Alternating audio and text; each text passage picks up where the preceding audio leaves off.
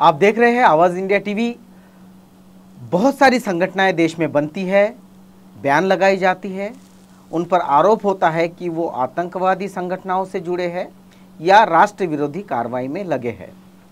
लेकिन ये देखने में आ रहा है कि किसी एक विशेष संप्रदाय के लोगों को टारगेट करने के लिए उनकी ही संगठनों को बैन करने की कोशिश की जा रही है, जबकि इस तरह की आतंकी गतिविधियों में सारे धर्म के लोग, चाहे हिंदू हो मुस्लिम हो, सारे धर्म के लोग हमें लिप्त पाए गए हैं। और इसी पर हम चर्चा करेंगे, क्योंकि इस विषय में माहिर, इस विषय में जिनकी ज़्यादा पढ़ाई है, क्योंकि बहुत सारे आतंकवादी हमलों के या बॉम्ब ब्लास्ट के जो फैक्ट फाइंडर कमेटी में रह चुके हैं, डॉक्टर सुरेश खैरनार जी हमारे साथ है। सर, मैं सीधा सीधा पूछूंगा कि क्या जिस तरह से हम देख रहे हैं पॉपुलर फ्रंट ऑफ इंडिया, इसको बैन किया गया, 6 साल के लिए बैन किया गया। जहाँ जहाँ बीजेपी शासित प्रदेश है राज्य सरकारों में, वहाँ वहाँ उनके हेडक्वार्टर्स पे या उनके ऑफिस पे छापे मारे गए, बहुत सारे लोगों की गिरफ्तारियाँ हुई जिसका कोई ऐसा आधार नहीं दिख रहा है। और एनआईए की तरफ भी उनकी कार्रवाई हुई और उन्हें गिरफ्तार कर दिया। इस पूरे मामले को आप कैसे देखते हैं? देखिए, मैं आपातकाल में आरएसएस के बैन के भी खिलाफ था। वैसे तो जयप्रकाश नारायण के आंदोलन में हम साथ में ही थे, जेल में भी साथ में थे, लेकिन मैं जनतांत्रिक समाजवादी होने के नाते मेरी ये हमेशा से राय रही है कि किसी भी संगठन को बैन करने से आप उसके विचारों को रोक नहीं सकते। भले वो संगठन 1 मिनट के लिए कोई आतंकवादी संगठन लगता हो या किसी धार्मिक पर्टिकुलर विचारों का ज़्यादा विचार ये करने वाला लगता हो। मैं हर तरह के संगठन को जनतांत्रिक तरीके से पूरी आज़ादी के पक्ष में हूँ, जो जनता में अपना काम करे, जनता में अपना प्रचार करे और जनता तय करे कि इनको सपोर्ट करना या नहीं करना। बैन करने से उल्टा मैंने आपातकाल में भी देखा कि आपातकाल के पहले आरएसएस कोई बहुत ज़्यादा फैमिलियर नेम नहीं था भारत में, लेकिन उसके बाद में आरएसएस या संघ ये काफ़ी मशहूर भी हो गया। बैन करने में एक टैक्टिकल बात मैं पहले बता दूं कि उसमें उस संगठन को कई बार बहुत ज़्यादा प्रसिद्धि भी मिल जाती और उसका बल भी बढ़ जाता है बाद में, क्योंकि बैन करने से वो एक शहीद के एक बहुत बड़े इसके रोल में आ जाता है। तो उस हिसाब से भी बैन करना स्ट्रैटेजिकली मुझे गलत लगता है।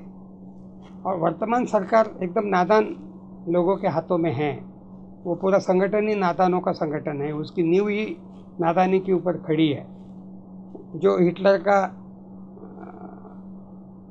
फैसिज्म का अनुकरण करके ही उन्होंने अपना दर्शन खड़ा किया है, तो उनके दर्शन में तो खुद को बयान पड़ा, तो तब उन्होंने क्या क्या पत्र व्यवहार किया, क्या क्या मिमिया ने किया 48 से लेके 75 तक, वो सब पत्र व्यवहार पब्लिक डोमेन में मौजूद है।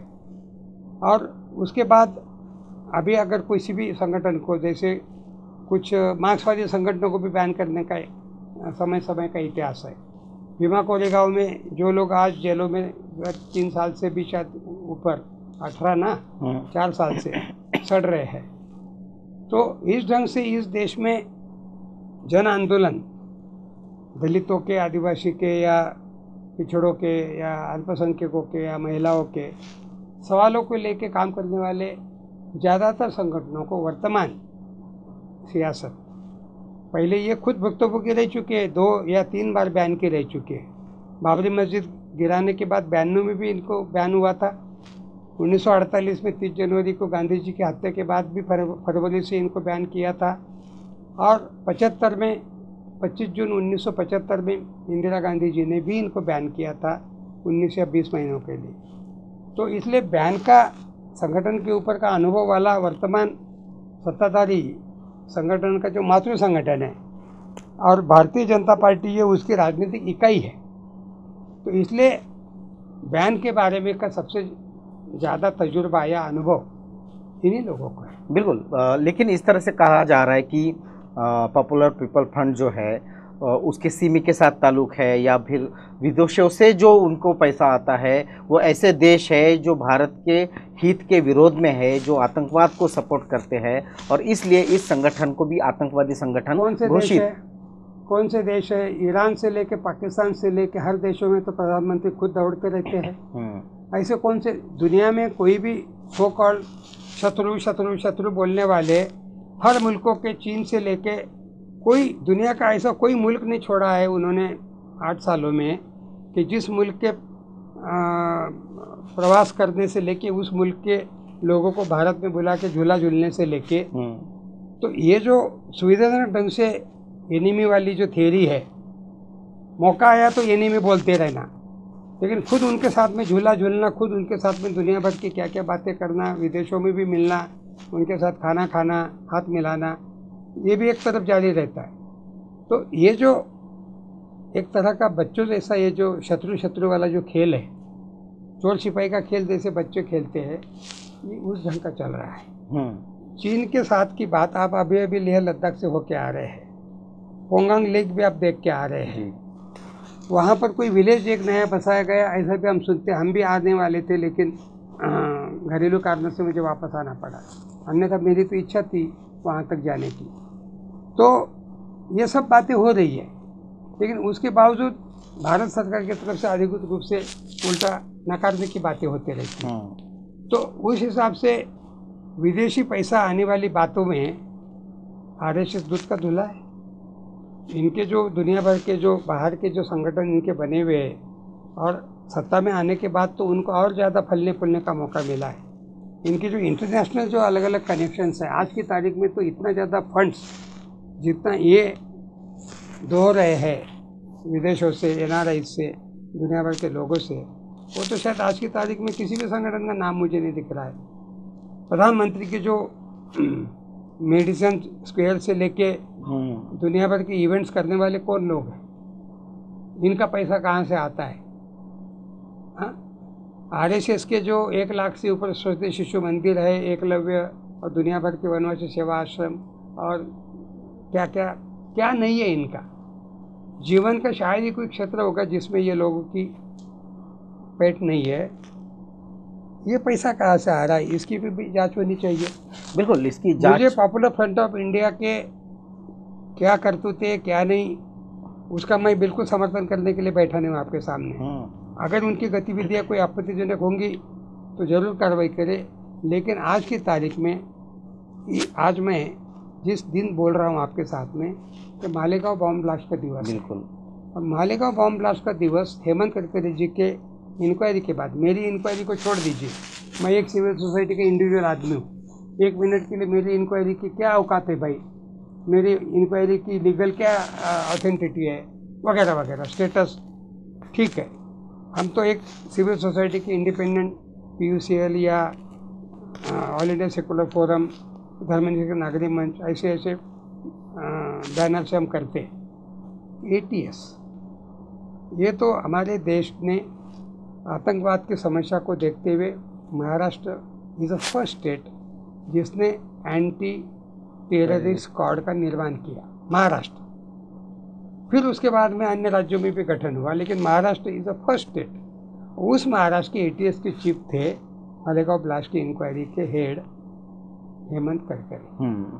और उस हेमंत करकरे जी के इंक्वायरी के बाद में जिस साध्वी प्रज्ञा सिंह को पकड़ा गया, अभिनव भारत के नाम से उन्होंने ये जो पूरे कांडों को जो ये दिया है, अंजाम दिया है, मालेगांव के दोनों ब्लास्ट, हैदराबाद मक्का मस्जिद, गोकुल चाट, हमारे अजमेर शरीफ, समझौता एक्सप्रेस जो भारत से पाकिस्तान के लिए अटल जी ने जिस ट्रेन को बैठ के खुद लाहौर पहुंचने की पहल की थी, उस ट्रेन को उड़ाने का भी काम, और उसमें शायद काफ़ी लोग मारे गए थे, उसमें भारतीय भी थे और पाकिस्तानी भी थे। तो इस ढंग से भारत के और भी सारे कई ऐसे वाक़े हैं। नांदेड़ है, पाटबंधारे नगर, 6 अप्रैल 2006 का। तो ये सब कांडों को भी अगर देखेंगे और इन कांडों के पीछे का संगठन, तो और सबसे संगीन बात, डॉक्टर नरेंद्र दाभोलकर, कॉमरेड गोविंद पानसरे, कलबुर्गी और गौरी लंकेश को मारने को आज 7 से 8 साल होने जा रहे हैं। इनको मारने वाला संगठन बाकायदा इंगित किया गया है सनातन। वो सनातन रामनाथी गोवा में आराम से बैठा हुआ है, उसके 115 मुल्कों में शाखा है, वो उनका खुद का दावा है। मैं पहला आदमी हूँ जिसने आज से 10 साल पहले सनातन के हेडक्वार्टर में गोवा में जाके आधा दिन से ज़्यादा समय बैठ के वहाँ पर उनकी इंक्वायरी की कोशिश की है। तो उस सनातन ने खुद अपनी खुद की ब्रांचेस कहाँ कितनी है, हमारे अखबारों की कितनी एडिशंस है, कितनी भाषाओं में हमारा ये है, और किस ढंग का उनका आपत्तिजनक उनका अखबार, सनातन प्रभात नाम का अखबार आप अगर खोल के देखोगे प्रीतम जी, इंडियन न्यूज़पेपर एक्ट की ऐसी की तैसी, उस अखबार के न्यूज़ में व्यूज नहीं, संपादकीय नहीं, कॉलम नहीं, न्यूज़ में लिखा रहता है कि किसी भी घटना की वो जब खबर देते हैं तो उसमें वो एक बोल्ड लाइन लिखते हैं, कब तक हिंदू इस बात को सहन करेंगे, हिंदू अभी भी क्या चुप रहेंगे, क्या मौन रहेंगे क्या। इस ढंग के भड़काने के न्यूज़ को देने वाला अखबार तो मैंने भारत के कन्नड़ा, मलयालम, तेलुगु, बांग्ला, मराठी, उर्दू, हिंदी, अंग्रेजी पहला अखबार देखा जिसमें इस ढंग की न्यूज़ होती है। नमूने के तौर पे मैंने एक अंक वहाँ से उठा के लाया है, रखा है मैंने घर में। ऐसा भी अखबार हमारे देश में चलता है जिसके ऊपर प्रेस काउंसिल, हमारा न्यूज़पेपर्स एक्ट क्या कार्रवाई कर रहा है, और उस अखबार को तो अभी शायद और कई सारी भाषाओं में निकालने की शुरुआत हो गई है। मैं मिला तब तो 5-6 भाषाओं में चल रहा था जी। तो इस ढंग का एक संगठन जो 4 लोगों के मर्डर में लिप्त है, एक संगठन जिसकी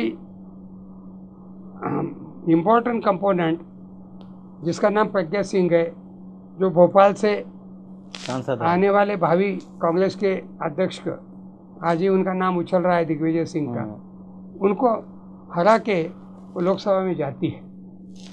उसको वोट देने वाले भी लोगों की मानसिकता की मुझे चिंता होती है, क्योंकि मैं आप ही के चैनल से उठ के मैं भोपाल गया था जी, और उनके लिए मैंने हफ्ते भर से ऊपर समय वहाँ पर दिया था कि ये आतंकवादी घटनाओं में लिप्त महिला है, इनके ऊपर के आरोप अभी तक इन्होंने ये नहीं किए हैं, और ये आज लोकसभा का चुनाव लड़ रही है, तो इनका चुनाव का जो उम्मीदवारी है वो डिस्क्वालीफाई किया जाए, और उस पार्टी को भी डिस्क्वालीफाई किया जाए जिसने इनको इस चुनाव का ये दिया है। लेकिन आज वो लोकसभा में है, और सिर्फ लोकसभा में नहीं, लोकसभा की तरफ से जो संवेदनशील कमेटियाँ बनाई जाती है, गृह मंत्रालय, रक्षा मंत्रालय, इन कमेटियों की वो सदस्य बनती है या बनी है। तो आप एक तरफ एक आतंकवादी गतिविधि में जिसकी कोर्ट में केस चल रही है, मालेगांव बम ब्लास्ट का 14वां साल का दिवस के उपलक्ष्य में मैं जानबूझ के मालेगांव बोल रहा हूँ, उसकी आरोपी जिसका नाम प्रज्ञा सिंह है, जिसकी मोटरसाइकिल उस ब्लास्ट में उठा ली गई है, जिसका चेसिस नंबर मिटा दिया गया था, जो बाद में वो हेमंत करकरे जी थे जिन्होंने बराबर जद्दोजहद करके ढूंढ के निकाला, वो महिला समझौता ब्लास्ट में इतने कम लोग क्यों मरे, ये कमेंट करने वाली अपने बहन के साथ में, जो सब रिकॉर्ड में है, ये रिकॉर्डेड बातें मैं बोल रहा हूँ, उनकी मीटिंगों के तफसील है, उनके दुनिया भर के रेजोल्यूशंस है, और उन मीटिंगों में शामिल होने वाले बहुत जिम्मेदार लोग हैं भाई। इंद्रेश कुमार है, मोहन भागवत जी है, शिवराज सिंह चौहान है, राजनाथ सिंह जी को भी एक मीटिंग का फोटो मेरे पास में आपको मैं दिखा सकता हूँ। और इस ढंग का अभिनव भारत नाम का संगठन जो बैरिस्टर विनायक दामोदर सावरकर ने आज़ादी के आंदोलन में बनाया था, और मरने के पहले 1966 में उनकी मृत्यु हुई 26 फरवरी को, उसके पहले उन्होंने उस संगठन को विसर्जित कर दिया था। उस संगठन का पुनर्निर्माण इन्होंने, मुस्लिम आतंकवाद है क्या नहीं वो छोड़ दो, लेकिन मुस्लिम आतंकवाद को निपटने के लिए इन्होंने हिंदू आतंकवाद का सहारा लिया।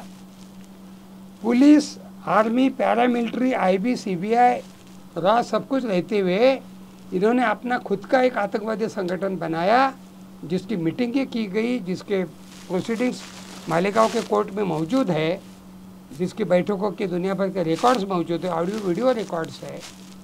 तो ऐसे संगठन के बारे में क्या कार्रवाई की, ये मैं आज इस बहाने सवाल करूँगा। बिल्कुल बिल्कुल। एक तरफ सिमी को बैन किया गया कुछ सालों पहले, अब पॉपुलर फ्रंट को बैन किया गया। हम इतिहास में जब जाते हैं तब देखते हैं कि बहुत सारे ऐसे भी संगठन है जिन संगठनों के सदस्यों ने नंस पर बलात्कार किए हैं, पादरी को जलाया है, चर्चों में आग लगाई है, दलितों पे अत्याचार किए हैं। जैसा जिक्र आपने किया, समझौता एक्सप्रेस में बॉम्ब ब्लास्ट किया है, मालेगांव में बॉम्ब ब्लास्ट किया है, पुणे की जर्मन बेकरी में बॉम्ब ब्लास्ट किया है। ऐसे संगठनों पे बैन करने का सरकार न सोचते हुए किसी एक जाति विशेष या धर्म विशेष के संगठनों पर बैन कर रही है, ये ऐसा नहीं लगता कि किसी दोहरे मापदंड को अपनाया जा रहा है? दोहरे मापदंड की हद पार कर दी है। उत्तर प्रदेश के वर्तमान मुख्यमंत्री का एक ऑडियो वीडियो क्लिप आप निकाल लीजिए, यूट्यूब में मिल जाएगा। वो कहते हैं, वो शायद पहले का ही क्लिप होगा, लेकिन उनकी मैं बात कर रहा हूँ जब वो लोकसभा के सदस्य थे। उनकी खुद की एक हिंदू वाहिनी है, खुद की आरएसएस, बजरंग दल, सनातन और क्या क्या रहने के बावजूद अभिनव भारत, उनका अपना एक हिंदू वाहिनी है। ये ऑक्टोपस के जैसे सैकड़ों ऐसे इनके अलग अलग पंजे फैले हुए हैं। लोकल भी है, लोकल अलग अलग हिंदू और ये और वो नाम से इनके अपने संगठन हैं। गोरक्षकों का एक अलग संगठन है, बजरंग दल का है, दुर्गा वाहिनी का है, विश्व हिंदू परिषद है। ये अनगिनत संगठन इन्होंने ऐसे ऐसे बना के रखे ताकि वो किसी की चपेट में ना आ सके और किसी एक को डायरेक्ट टारगेट ना कर सके। तो इसलिए इन्होंने इतने सारे अलग अलग अपने पंजे फैला के रखे हैं। उसमें वर्तमान उत्तर प्रदेश के मुख्यमंत्री का हिंदू वाहिनी संगठन को अभी अभी रिवाइज करने की खबर है, अभी भी उनकी पॉलिसी डिसीजन लेने की खबर है। और उसके मुखिया क्या बोलते हैं कि किसी एक मुसलमान ने अगर किसी एक हिंदू को मारा तो एफआईआर नहीं करना, अब 10 मुसलमानों को मार के आ जाइए। ये ऑडियो वीडियो क्लिप में बता रहा हूँ। और ये हिंदू वाहिनी के प्रमुख की हैसियत से बोलने वाले वर्तमान मुख्यमंत्री पद पे 20 करोड़ आबादी से ज़्यादा का जनसंख्या का, वो जो कई मुल्कों की जनसंख्या से ज़्यादा भारत का सबसे बड़ा प्रदेश, और आने वाले शायद देश के भावी प्रधानमंत्री में एक नाम उनका भी है। मैं तो ये कह रहा हूँ, पहले भी कहा हूँ कि क्या भारतीय जनता पार्टी में ये क्वालिफिकेशन है कि आपका बायोडाटा में आपने ऐसी कितनी सारी हरकतें की है तो आपको मुख्यमंत्री, वर्तमान गृह मंत्री का ट्रैक रिकॉर्ड देख लीजिए। बिल्कुल, जिस गृह मंत्री के निगरानी में ये सब कार्रवाइयाँ हो रही है, ये गृह मंत्री का दामन कौन सा साफ है? ये गृह मंत्री इशरत जहां से लेके सोहराबुद्दीन से लेके जस्टिस लोया से लेके, इसी नागपुर में लोया जी की हत्या हुई है, ऐसे 5 से 6 डायरेक्ट, इनडायरेक्ट छोड़ दो, हत्याओं के कारण ये 1 से सवा साल साबरमती जेल की हवा खा चुके हैं। और जानबूझ के उनको भारत की संसद में लाकर तुरंत भारत का गृह मंत्री राजनाथ सिंह को हटा के बनाने की हरकत वर्तमान प्रधानमंत्री ने देश के लोगों को ठेंगा दिखाने के लिए किया है कि हम देखो किसको गृह मंत्री बना सकते हैं। वर्तमान गृह मंत्री का ट्रैक रिकॉर्ड क्या है, वर्तमान उत्तर प्रदेश के मुख्यमंत्री का ट्रैक रिकॉर्ड क्या है, और वर्तमान प्रधानमंत्री जी का भी ट्रैक रिकॉर्ड कहाँ क्लीन चिट मिली छोड़ दो, लेकिन क्राइम अगेंस्ट ह्यूमैनिटी से लेके, गुजरात फाइल से लेके, दुनिया भर के गुजरात बिहाइंड द कर्टन से लेके, मैं सैकड़ों सरकारी मुसलमान से लेके सैकड़ों किताबों का और इसका संदर्भ देख के मैं जिम्मेदारी से बता रहा हूँ, ये सब पब्लिक डोमेन में मौजूद है।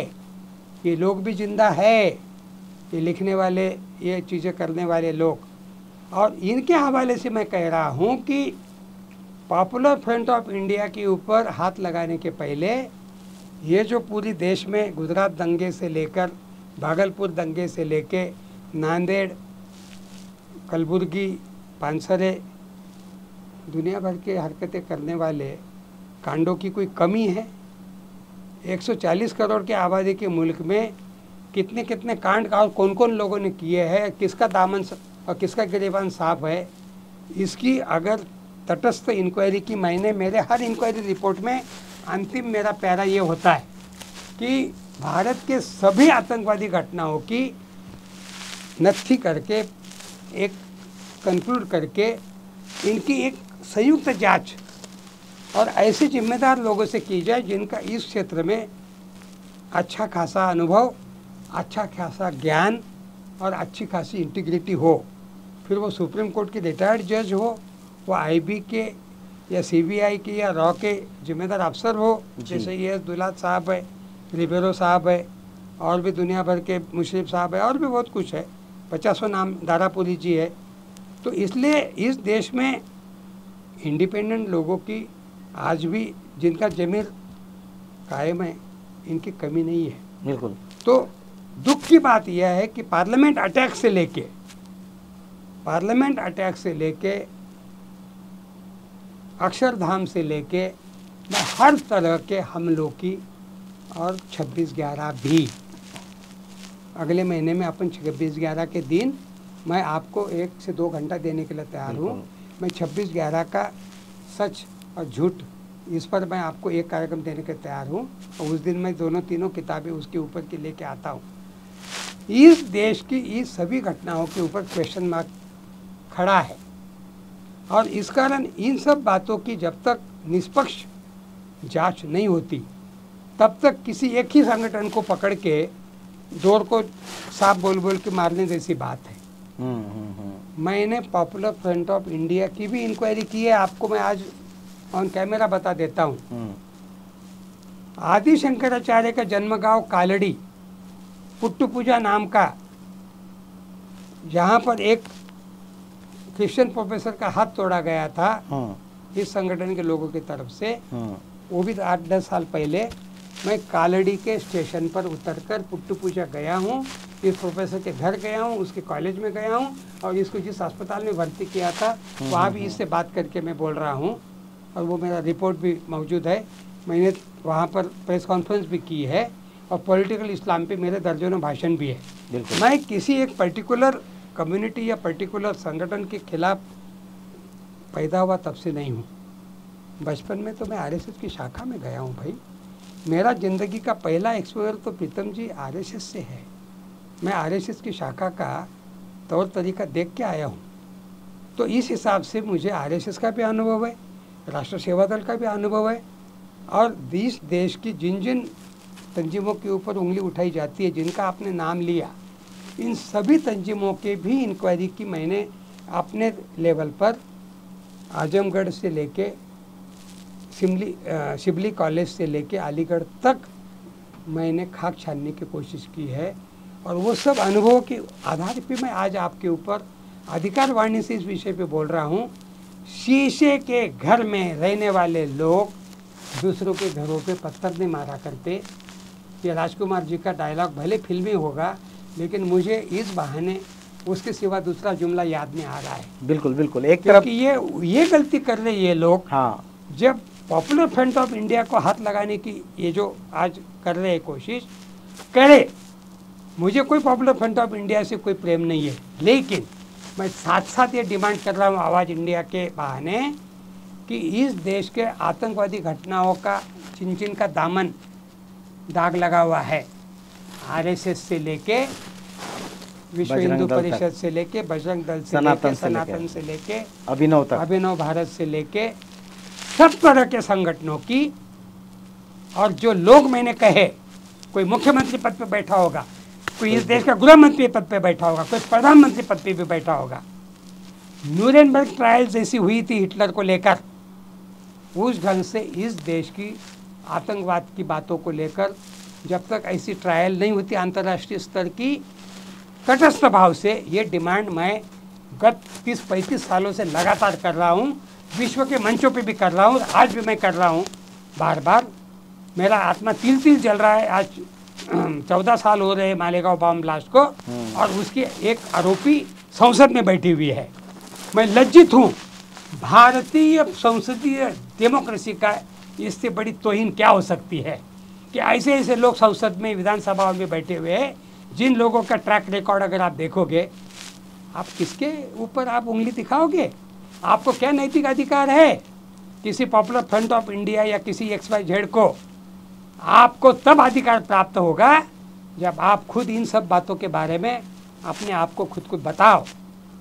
गोधरा के बाद क्या गुजरात का हाल किया है? कौन है गुजरात के हाल करने वाले लोग, और उनको आपने क्या किया है?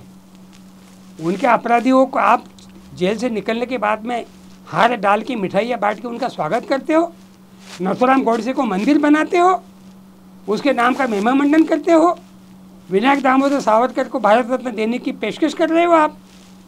ऐसे मुल्क में वर्तमान सत्ताधारी लोगों को किसी भी तरह के आतंकवाद के ऊपर कार्रवाई करने का कोई नैतिक अधिकार नहीं है।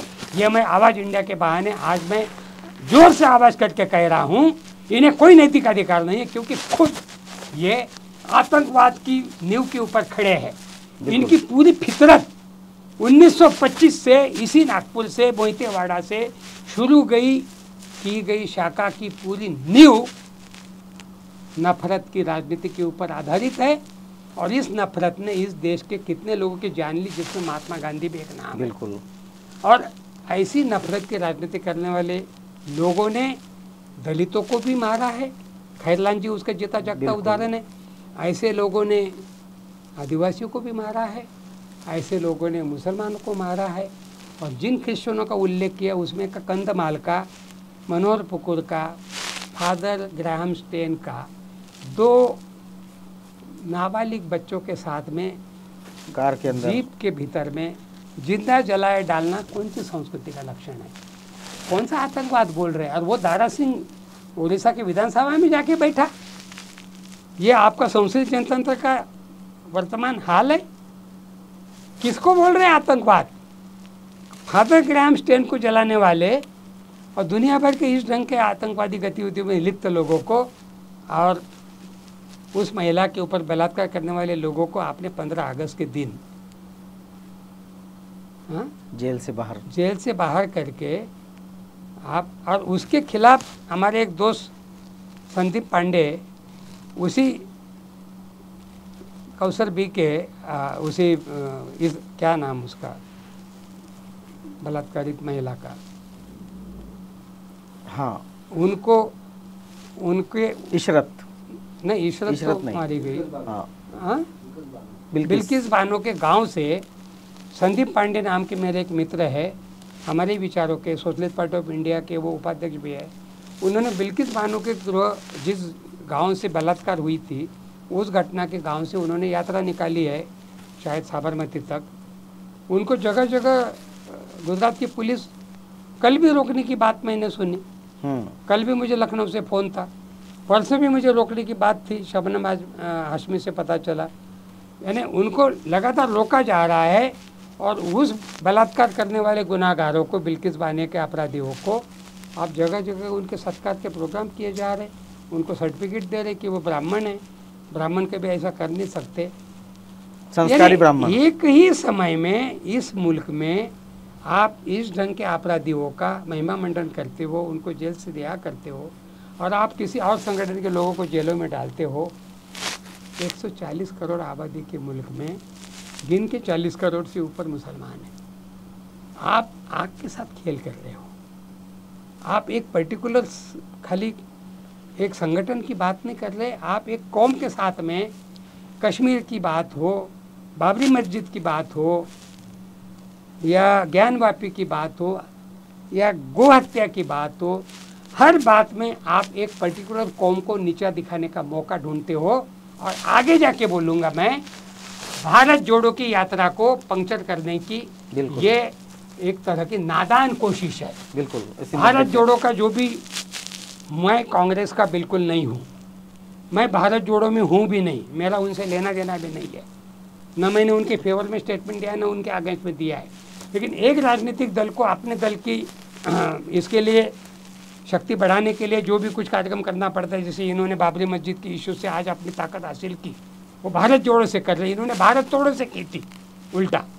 तो भारत जोड़ो का उनका जो रिस्पांस मैं साउथ में देख रहा हूँ, और जिस ढंग से लोग गले मिल रहे, सामान्य गरीब गुरबा लोग जो कभी उनको हाथ भी नहीं लगा सकते, ऐसे ऐसे लोगों का उनके साथ का जो जुड़ना है और जिस ढंग का रिस्पांस है, मेरा हाइपोथेसिस है आवाज़ इंडिया के बहाने आज मैं पहली बार रिवील कर रहा हूँ, मैंने अभी तक लिखा भी नहीं, मैं डिस्क्लोज कर रहा हूँ, भारत जोड़ो से बीजेपी के पैर के तले की जमीन हिल गई है। और पॉपुलर फ्रंट ऑफ इंडिया का सबसे ज़्यादा बेस है केरल, और उसी केरल में अभी भी राहुल गांधी, शायद महीना भर होने जा रहा है, वो उसी केरल में अभी भी ज़बरदस्त पब्लिक रिस्पांस उसको मिल रहा है। और उसी केरल में जान की बाजी लगाकर आरएसएस भी 100 सालों से जद्दोजहद कर रहा है।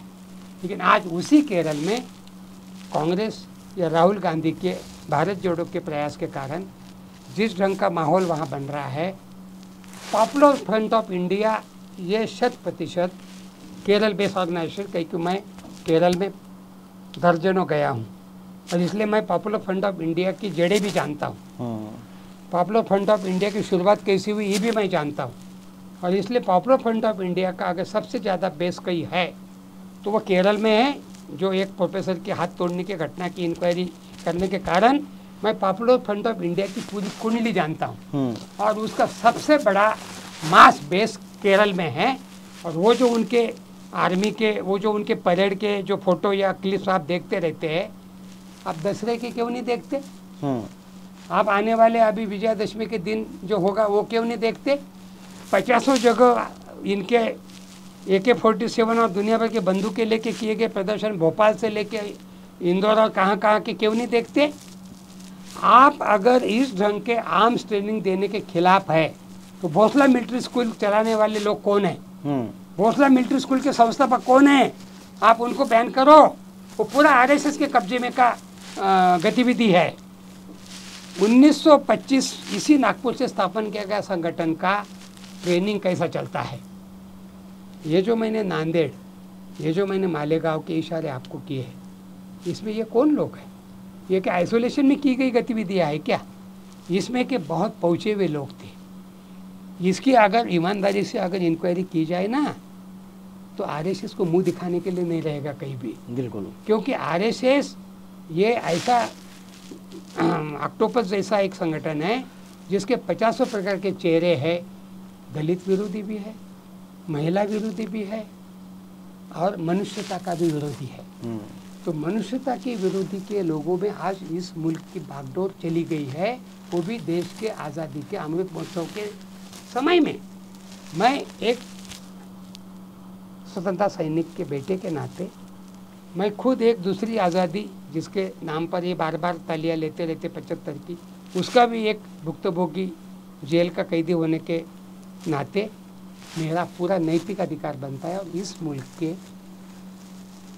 भलाई के लिए, इस मुल्क की बेहतरी के लिए मैंने अपनी ज़िंदगी के 50 साल दिए हैं, और अभी भी जान में जहान है तब तक मैं देते रहूँगा।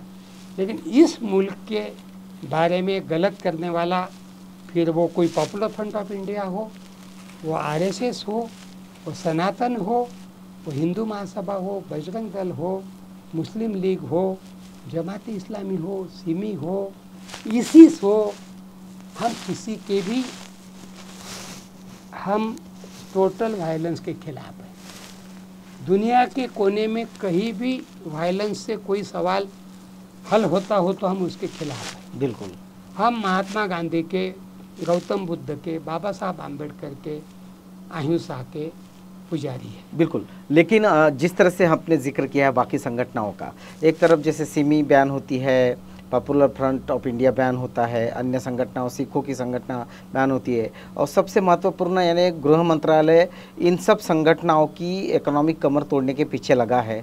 FCRA से लेके सारी जो चीज़ें हैं उसको फिर से उस पर विचार करना जारी है। विदेशों से जो इनको डोनेशंस आते हैं उसको कैचे लगाने की भी जद्दोजहद यहाँ इस देश में हो रही है। तो एक तरफ इनको आर्थिक दृष्टि से तोड़ने की कोशिश हो रही है इन संगठनों को, और दूसरी तरफ से इनको बदनाम करके इस तरह की इंक्वायरी करके उनके कार्यकर्ताओं को गिरफ्तार किया जा रहा है। इस सब वास्तविकता के बीच में क्या आपको लगता है कि आरएसएस और उससे जुड़ी हुई सारी संगठनाएं जिनका जिक्र आपने किया, जिनके कारनामों के बारे में भी आपने जिक्र किया, चाहे बांसफोट हो, चाहे खैरलान जी हो, चाहे वो गुजरात के दंगे हो, चाहे उलगड़ी हो, तो आपको क्या लगता है कि जिस तरह इन संगठनों पे बैन हुआ है उसी तरह इन संगठनों पे भी बैन होना चाहिए? मैंने शुरू में ही अपनी वार्ता शुरू करने के समय ही कहा कि मैं बैन के खिलाफ हूँ। ये करे ना, ये मुक्त होके अपने काम करे। मैं पहले भी कहा हूँ कि मैं किसी भी संगठन के प्रचार प्रसार के बैन के खिलाफ हूँ। अगर उनके दर्शन में, उनके विचारों में दम है तो लोग उनको पसंद करें और जो भी करे, लेकिन बैन करना, अगर यही वर्तमान सरकार की अगर नीति है, 16 मई 2014 में शपथ लेने के चंद दिनों के भीतर इन्होंने, आपने जिन एनजीओस की तरफ इशारा किया, 46,000 कुल एनजीओस थे, 23,000 गिन के इन्होंने तथाकथित गृह मंत्रालय की तरफ से रिपोर्ट लेकर उन्होंने ये कर दी, उनकी मान्यता खत्म कर दी। 23,000 गिन के 50%, और सिर्फ अपने खुद के उन्होंने रखे और खुद के फेवर वाले रखे, और जो सेकुलर संगठन थे जिन्होंने गुजरात दंगों से लेके दुनिया भर के सांप्रदायिकता के खिलाफ बहुत सारा उन्होंने जो कुछ काम किया था, वो सब संगठनों को, जिसमें तिस्सा सेटलवाड़ का नाम सबसे अग्रणी आता है, शमन मास्मी का नाम आता है, ऐसे ऐसे लोगों के संगठनों को और उनके व्यक्तिगत उन लोगों को सताने का, उनको जेलों में डालने का, भारतीय संविधान को लपेट कर उसकी गठरी बांधकर असंवैधानिक तरीकों से इन्होंने उन लोगों के ऊपर काम किया है। भीमा कोरेगांव को ही ले लीजिए ना, 1 जनवरी 2018 की वो घटना है। मैंने 8 जनवरी 2018 को भीमा कोरेगांव में 12 घंटा जाया किया है, वो भी रिपोर्ट मेरा पब्लिक डोमेन में मौजूद है। और आपको और बता दूं, जस्टिस चंद्रचूड़ ने उस रिपोर्ट को अपने डिसेंट जजमेंट में वर्ड बाय वर्ड लिया है, और उसके बावजूद आज कितने लोग जेलों में सड़ रहे हैं भीमा कोरेगांव को लेकर। भीमा कोरेगांव क्या था? भीमा कोरेगांव बाबा साहब आम्बेडकर के कारण शौर्य दिवस के रूप में मनाया जाने वाला एक ओकेजन है, जो शायद 100 साल के आसपास से मनाते आ रहे हैं। 200 साल, लेकिन बाबा साहब ने तो खुद उसको 1927 या 25 में शुरू किया था, इसलिए मैं 100 साल बोलूँगा। मनाने की वो छोटी शुरुआत होगी, लेकिन डॉक्टर बाबा साहब आम्बेडकर ने जब प्रकट रूप से इसको महार रेजिमेंट का शौर्य दिवस के तौर पर मनाने की शुरुआत की, उसके बाद से तब की मैं बात बिल्कुल। तो ये जो 1 जनवरी 2018 का जो 100 साल का जो ओकेजन था, 200 साल का, उस दिन का शनिवारवाड़ा की घटना का बहाना बना के, जिस ढंग से एल्गार परिषद का बहाना बना के, यही same popular front of India की ही जैसी वो भी हरकत है। अगर हिंदू है तो वो नक्सलाइट, हिंदू है तो वो एल्गार परिषद और क्या क्या नाम देकर, और मुसलमान है तो popular front of India, Simi और इसिस और क्या क्या नाम से, 50 प्रकार के नामों से ये जो इनको अलग अलग कैटेगरीज में डाले हुए लोग, मुझे मालूम है इसिस, जिस इसिस का कुरैश जमात, हजरत पैगंबर की जन्म वाली जमात, उससे आगे इसिस का दर्शन नहीं है। मैंने अबू बकर बगदादी का, इसिस का कई चीज़ों को फॉलो किया है। मैं खुद इराक भी गया हूँ, मैं नजब करबला गया हूँ, बगदाद में मैं रहा हूँ 8 दिन 10 दिन से ऊपर मैंने, और मैं रेगुलर इसिस के घटनाओं पे नज़र रखा हुआ हूँ। ये इसिस का पूरा की पूरा दर्शन जो है वो शुद्ध कुरैश ही एकमात्र इस्लाम के लोग हैं, बाकी लोगों को वो गैर इस्लामिक मानता है, और कुरैश के अलावा दूसरे लोगों को इसिस में प्रवेश भी नहीं है। वो उस ढंग का इस्लाम की कल्पना करके चलने वाला वो नमूना है आज की तारीख में। तो इसलिए उसमें भारतीय पाकिस्तानी अफ्रीकन का तो कोई सवाल ही नहीं पैदा होता। तो ISIS के भी नाम से हमारे देश में कुछ लोगों को उठाने के किस्से हैं, यूपी में हैं और बंगाल में हैं, मुझे खुद लोग मिले हैं, उनके चार्जशीट है मेरे पास में। तो ये इतना बड़ा घालमेल है आतंकवाद की बातों को लेकर, जो हमारे देश में एक तो प्रॉपर सब लोगों को मालूम नहीं, क्योंकि इतना सब घटापट कौन करते रहता है प्रीतम जी। लेकिन मेरा तो ये 1 पॉइंट प्रोग्राम है, मेरा तो ये मिशन है लाइफ का। तो इस कारण मैं इन विषयों के ऊपर अत्याधुनिक किताबें मोसाद से लेके क्या नहीं है मेरे घर में, बिल्कुल ये सबका मैं अध्ययन करके इन सबका बातों को नज़दीक से जाके देख के बात करके मैं आपसे साथ बात कर रहा हूँ। और इसलिए आतंकवाद ये मेरा चिंता का, मेरे चिंतन का और मेरे एकेडमिक डिसिप्लिन का विषय है। बिल्कुल इस विषय को मैं पढ़ाता हूँ, इस विषय को मैं लिखता हूँ और इस विषय के ऊपर मैं बोलता भी हूँ देश भर में और दुनिया भर में भी। बिल्कुल मैंने ईरान में, मैंने गाज़ा पट्टी में, मैंने लेबनान में, मैंने इराक की पार्लियामेंट में, मैंने कहाँ नहीं बोला है, तुर्कस्तान में, अफ़गानिस्तान में, पाकिस्तान में, बांग्लादेश में। मैंने चुन चुन कर ऐसे मुस्लिम देशों के नाम लिए, मैं यूरोप अमेरिका का नाम नहीं ले रहा, मैं ऐसे युद्ध जोन की बात कर रहा हूँ जो युद्ध जोन गत 100 सालों से लावा के जैसा उबल रहा है। उसका मेरा अध्ययन के ऊपर मैं कह रहा हूँ कि ये जो पूरा आतंकवाद का जो पूरा मामला है, इसके ऊपर अगर मैं मुंह खोलूँगा ना तो अच्छों को मुंह दिखाने के लिए काबिल नहीं रहेंगे। मैं तो व्हाइट हाउस तक इशारा कर रहा हूँ। बिल्कुल ये आतंकवाद का मामला जो है ना, ये पूरा अंतर्राष्ट्रीय स्तर का, ये पूरा एक ऐसा कॉम्प्लिकेटेड मामला है जिसके बारे में फौरी तौर पर पॉपुलर फ्रंट ऑफ इंडिया क्या करेंगे। Popular front of India Bharat जैसे मुल्क में दिन दहाड़े इस ढंग से करने की, भला कोई किसी की इस ढंग की आज ऐसी कोई स्थिति है? बिल्कुल हाँ, गढ़चिरौली के जंगल वाले तक आज हेल्पलेस है। अभी अभी कश्मीर में मैंने 50 लोगों को रोते हुए मेरे साथ बात करते हुए देखा हूँ। आज की तारीख में इतना हेल्पलेसनेस का सभी तंजीमों में मैं जो भाव देख रहा हूँ, उसमें आप एक संगठन को टारगेट करने का, मेरा तो खुद का हाइपोथेसिस एकमात्र भारत जोड़ो को काउंटर करने का, जानबूझकर वो इनडायरेक्टली कांग्रेस को कंपेल कर रहे हैं। बिल्कुल, क्योंकि पॉपुलर फ्रंट ऑफ इंडिया को कभी वहाँ के एक नेता है कांग्रेस के, जिन्होंने इसके पहले के कार्रवाई के ऊपर चेली थला नाम के वो शायद ऑल इंडिया महासचिव भी थे, उनका मैंने स्टेटमेंट पढ़ा था पॉपुलर फ्रंट ऑफ इंडिया के फेवर में। तो इसलिए ये पॉपुलर फ्रंट ऑफ इंडिया के आड़ में कांग्रेस को एक ऐसे इस पर लाना चाहते हैं और दिखाना चाहते हैं कि ये देखो कांग्रेस, ये एक कारण हो सकता है।